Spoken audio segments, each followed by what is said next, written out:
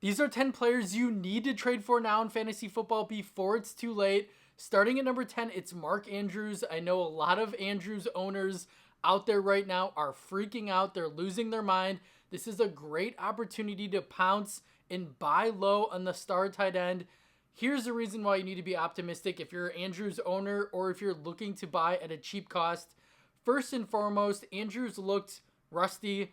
He looked slow. He didn't look really good, and that's for a variety of reasons. Remember, he was in that car accident a couple weeks ago. He missed a lot of practice, so he was just getting back into the swing of things not that long ago before the season started.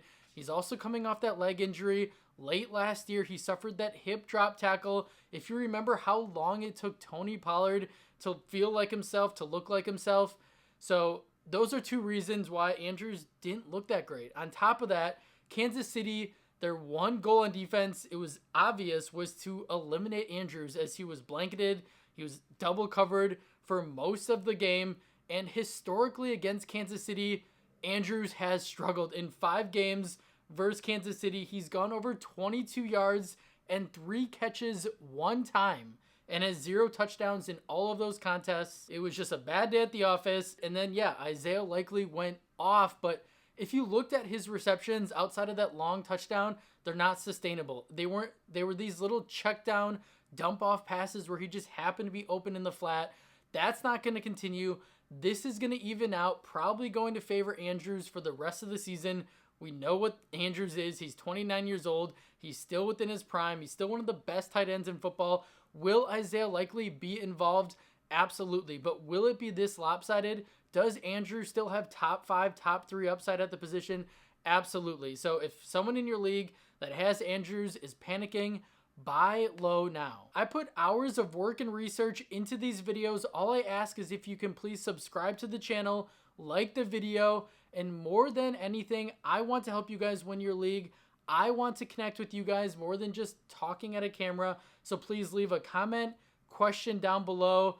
I'd really appreciate it. At number 9, Rashee Rice. This guy is going to break fantasy football this year, and he got off to a scorching start in week 1. 7 receptions for 103 yards on 9 targets, 32% target share. It's pretty clear at this point that Rice is Patrick Mahomes' top target in this high-flying Kansas City offense, and Worthy and Hollywood Brown are going to stretch the field, leaving Rashee Rice open in the short intermediate game. It is the perfect system. It's the perfect scheme attached to the best quarterback on the planet. Like, Rashee Rice is Amon-Ra St. Brown 2.0. They use him the same way that Detroit does with Amon-Ra. It's fantasy gold. I have no problem buying high on Rice now because his stock is only going to continue to go up as every single game is played. It doesn't matter that Hollywood Brown is injured. It's going to be much of the same. Rashee Rice is going to dominate the targets. He's going to dominate the receptions. He has fantastic touchdown upside as well. He's a PPR monster. Like, this dude has top 12, top 10 upside at the position, and do whatever it takes to get him on your team before week 2. At number 8, Chris Olave is the perfect buy low candidate. Like, it couldn't be any easier. It couldn't be any more obvious as the Saints scored 47 points on offense on Sunday.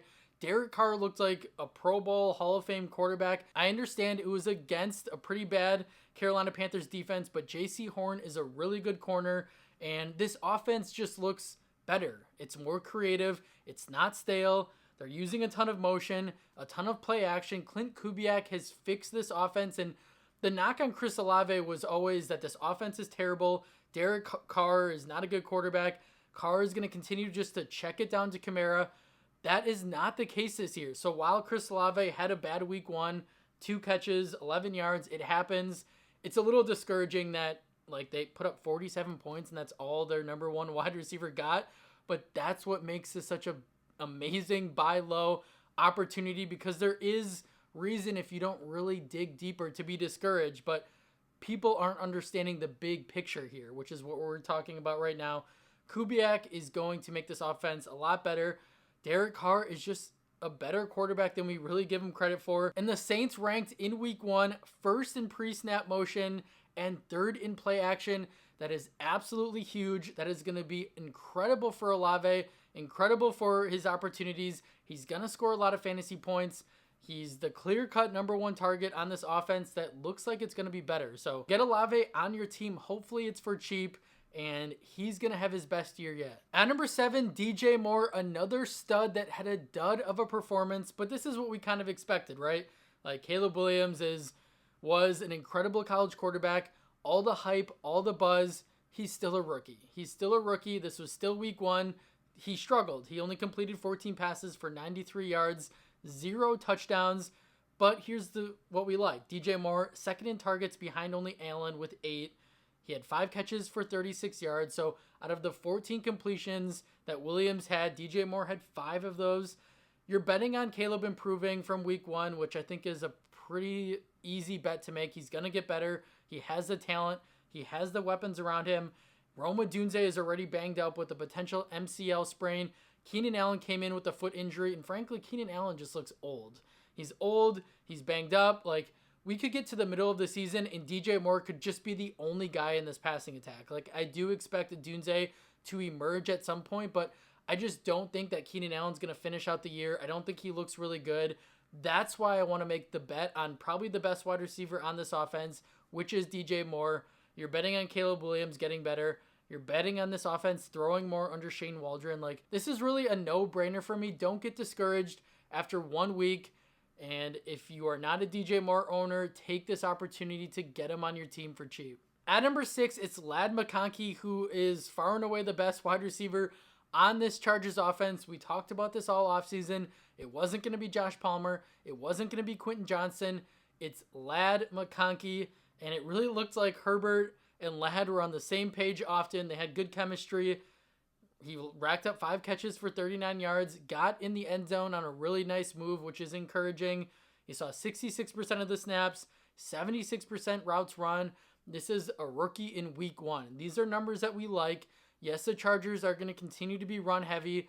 It's going to be annoying, but if they're losing football games, which they're probably going to be trailing in most games, they're going to be throwing. Justin Herbert is still a top 5 quarterback in the NFL, and he's going to be looking for Ladd early and often. McConkey's going to have these 7, 8, 9 catch games, which we love in a PPR league. I think Ladd is going to continue to flourish, and this is a guy that's a strong route runner, good separator, reliable hands, and could be a top 24 wide receiver in fantasy before we know it. At number 5, Nico Collins is another guy I have no problem just pushing my chips in, like whatever you want.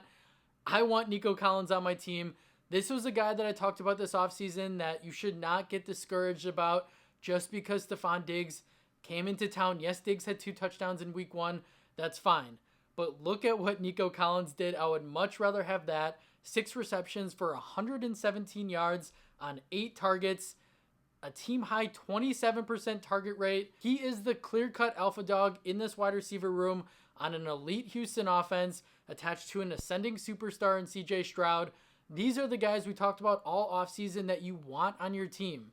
Talented players in good ecosystems, on good offenses, with good quarterbacks. Like, if you avoided Collins in drafts just because of Diggs and Dell, that was a mistake. I mean, he had 17.7 fantasy points in week 1, and that was without a touchdown.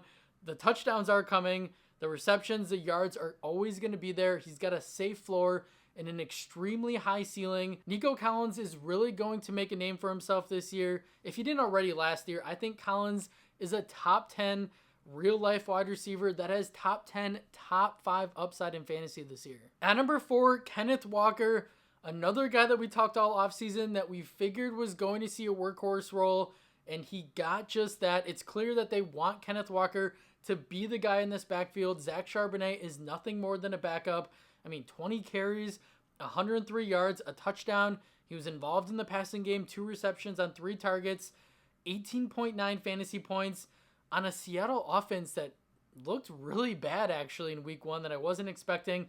It wasn't as high-flying, pass-happy that I thought it would be. It was more run-focused, which is kind of weird. I think that's going to even out as the year progresses. But Ryan Grubb, really good offensive coordinator. Kenneth Walker is going to be featured.